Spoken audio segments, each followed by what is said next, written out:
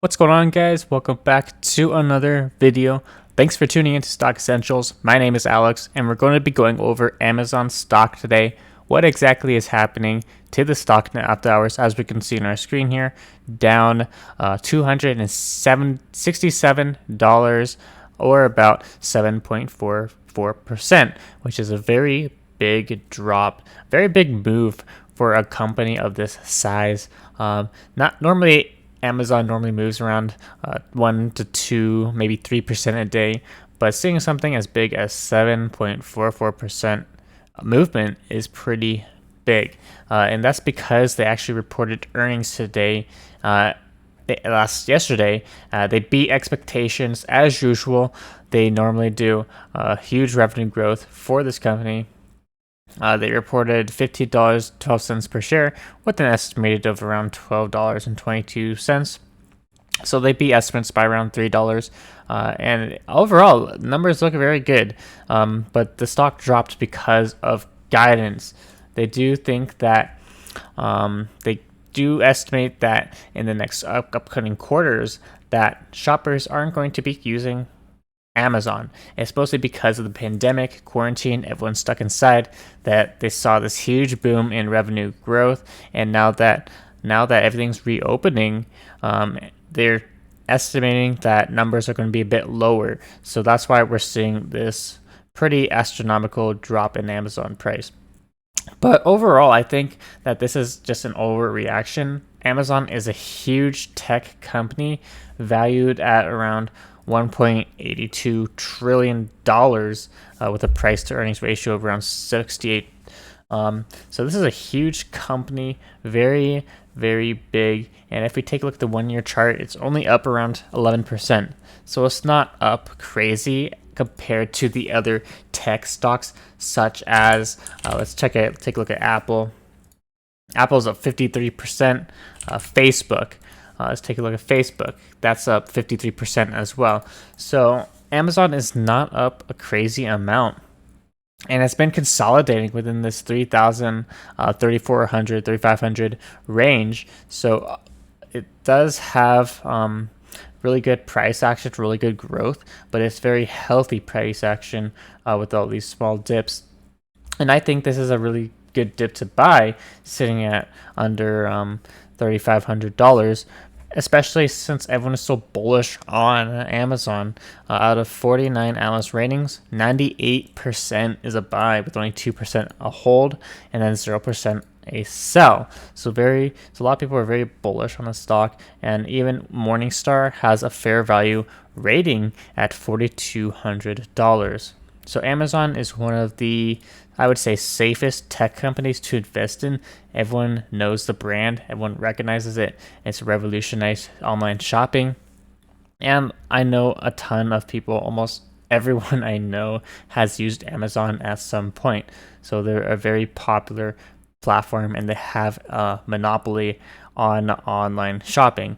But they also have other services such as Amazon Prime, as well as making Amazon original movies. So they're venturing out into every single space as possible. They even have Amazon Music. They have everything. Amazon is just a huge company, and it's very safe to invest in this company for the long term, with how big it is and how much of a monopoly they basically have.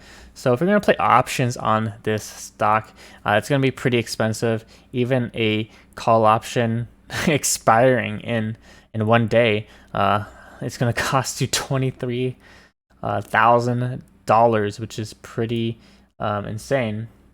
Sorry, it's going to cost you around, $23,000 for a call option. Pretty insane. Amazon is at a high price. They do need a stock split because it would be more appealing to retail investors. But a lot of brokerages are using fractional shares, so you can still get into Amazon even if you have a small account.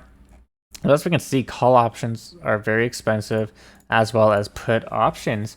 They're going to be costing you tens of thousands of dollars unless you go really far out of the money.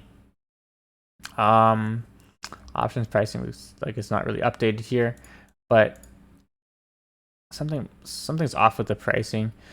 But yes, and Amazon needs a pretty big move. And as we can see, the best way to play options isn't going to be buying calls, buying puts. You can see the options chain is going to be pretty expensive. Actually, it looks like it's not even updated correctly. Yeah, this looks more correct. It's going to cost you a few thousand rather than 23,000. But the best way to play it would be spreads. Choose a strike you're comfortable that you think the Amazon will not fall below. So say you don't think it'll fall below $3,300, you could do a put credit spread, which is actually a bullish neutral strategy, and it's going to cost you a fraction of the price rather than buying outright calls. So what you can do is you're going to be buying the strike below it, 32.90, and then selling the 3,300. And as you can see, it's only going to be costing you well, the bid and ask spread is really wide on here. I would just wait until market opens before the options premiums to more accurately reflect the pricings.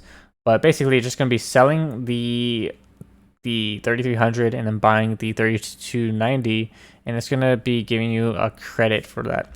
We could do an example with 33.10 and the 33.20. So sell the 33.20, buy the 33.10. We're going to receive a credit of $80 for this trade. As we can see, the profit loss chart here. Yeah, but we're basically going to be waiting till the options premiums gets accurately reflected on the stock price. But doing a put credit spread is the way to do it. It's going to cost you a fraction of the price. And if you're bearish on the stock, you want to do a call credit spread, which is going to, obviously the pricings are messed up. So for example, if you don't think Amazon's gonna hit above 3,500, you're gonna be buying the 3,505 and then selling the 3,500 strike calls, and it's gonna give you a credit. In this case, it's gonna be around $300. But of course, the options chain on Robinhood is a bit messed up. I don't know why. Robinhood has been really glitchy lately. But this is going to be what you're going to do. The premiums on these contracts are going to vary because it's not accurately reflecting the stock price. But if you do think that Amazon is going to stay below this range, this is what you're going to want to do. If you're bearish on it, a call credit spread. And you want to do it a few weeks out just to give yourself a little more time. And you're going to be collecting a little bit more premium for doing a longer expiration date. But overall, Amazon options pretty risky. If you have a long-term portfolio, a retirement account, buying Amazon, buying and holding this stock in your portfolio is going to be pretty reasonable, pretty safe, and it's pretty bulletproof. Even during the pandemic, the March drop, it hardly dropped. It went from 2,100 all the way down to only around 1,800. And we've seen a huge revenue growth with Amazon due to everyone just staying at home buying products on Amazon. But overall, Amazon is a very recognizable brand. Almost everyone uses Amazon, and it's just a very safe stock to hold in your portfolio. Really good growth and really good stock price action. As we can see, it's up 349% in the past 5 years. So Amazon, you're not going to see crazy returns, but it is one of the safer stocks out there, and it does have a monopoly on a ton of industries. But that's about it for this video. If you liked it, please leave a like, comment down below what your thoughts are on Amazon, and of course, subscribe if you're new to the channel. It helps out a lot. Thanks for watching.